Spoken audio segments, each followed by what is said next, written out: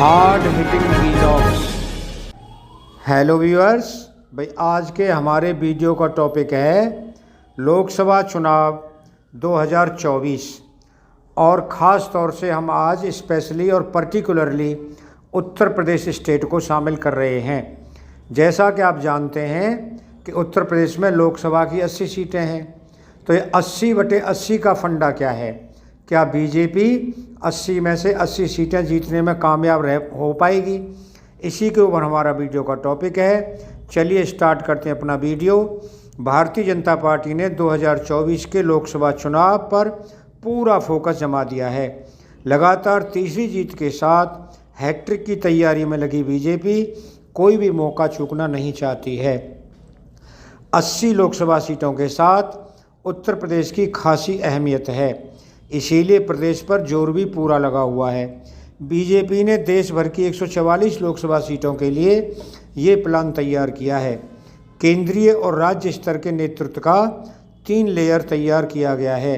इसमें उत्तर प्रदेश पर special focus रखा गया है। सबसे अधिक फोकस उन सीटों पर है जहां 2019 में बीजेपी को हार मिली थी। 2019 लोकसभा चुनाव में यूपी की 80 सीटों में से बीजेपी को 62 और सहयोगी पार्टी अपना दल को 2 सीटों पर जीत मिली थी। 16 सीटों पर भगवा दल को हार का स्वाद चखना पड़ा था। हालांकि इस साल जून में हुए उपचुनाव में आजमगढ़ और रामपुर सीट भी बीजेपी के खाते में आ गई। अभी बहुजन समाज पार्टी के पास 10, कांग्रेस के पास 1 और समाजवादी पार्टी के पास 3 सीटें हैं। अब बीजेपी की तैयारी उन सीटों को जीतने की है जहां पर हार का सामना करना पड़ा था। व्यूअर्स, जानकारी के अनुसार यह योजना बीजेपी के राष्ट्रीय महासचिव संगठन BL संतोष की दिमागी उपज है। सूत्रों के अनुसार 3 लेवल पर रणनीति बनाई गई है। पहला लेवल केंद्रीय नेतृत्व का होगा, जिसमें अमित शाह, JP नड्डा और BL संतोष शामिल होंगे। ये नेता राज्य स्तर पर दूसरे लेवल के नेताओं के साथ मिलकर काम करेंगे। दूसरे लेवल में CM योगी आदित्यनाथ, यूपी के BJP chief Bhupendra Chaudhary, party महासचिव धर्मपाल सैनी जैसे नेता रहेंगे। इसमें अन्य राज्यों के नेता, पार्टी के पदाधिकारी मिलकर पार्टी की रणनीति को लागू करने पर काम करेंगे। यूपी की 80 लोकसभा क्षेत्रों में 1,70,000 से ज़्यादा बूथ हैं और भाजपा ने अपने संगठनात्मक सर्वे में इनमें से 22,000 बूथ को कमज़ोर माना है। सूत्रों के मुताबिक ये बूथ खास तौर से यादव, जाटव और मुस्लिम बहुल हैं। अब इसके बाद बारी आती है तीसरे लेवल की। इसमें उन लोकसभा सीटों पर केंद्रीय मंत्रियों की मोर्चेबंदी की जाएगी जहां बीजेपी को हार मिली थी। इसमें रायबरेली, मैनपुरी, आजमगढ़ जैसी सीटें शामिल हैं। कांग्रेस अध्यक्ष सोनिया गांधी के लोकसभा क्षेत्र रायबरेली के साथ ही मऊ यानी कि घोसी सीट, अंबेडकर नगर, श्रावस्ती की जिम्मेदारी केंद्रीय मंत्री नरेंद्र सिंह तोमर के पास होगी।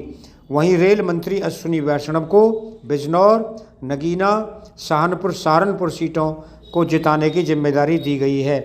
PMO में केंद्रीय राज्य मंत्री जितेंद्र सिंह के कंधों पर सपा पितामह मुलायम सिंह यादव की मैनपुरी सीट की जिम्मेदारी डाली गई है।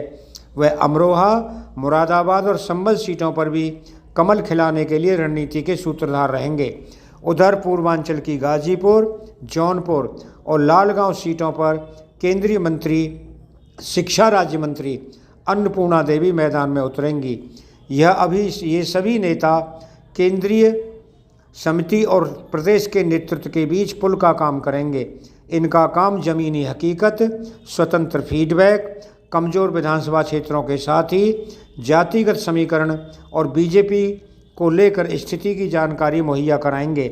सूत्रों के अनुसार बीजेपी की रणनीति RSS की योजना के अनुरूप ही बैठती है, जहां सीनियर नेताओं और ज़मीनी कार्यकर्ताओं के नेटवर्क को साथ मिलाकर टास्क को कोऑर्डिनेट तरीके से तैयार किया जाता है। पार्टी के एक नेता ने बताया कि केंद्रीय मंत्रियों को उनकी संबंधित लोकसभा इलाके में हर महीने दौरा और रात में रुककर योजनाओं को अमली जामा पहनाना जरूरी है। उनका फीडबैक पार्टी के लिए महत्वपूर्ण साबित होगा।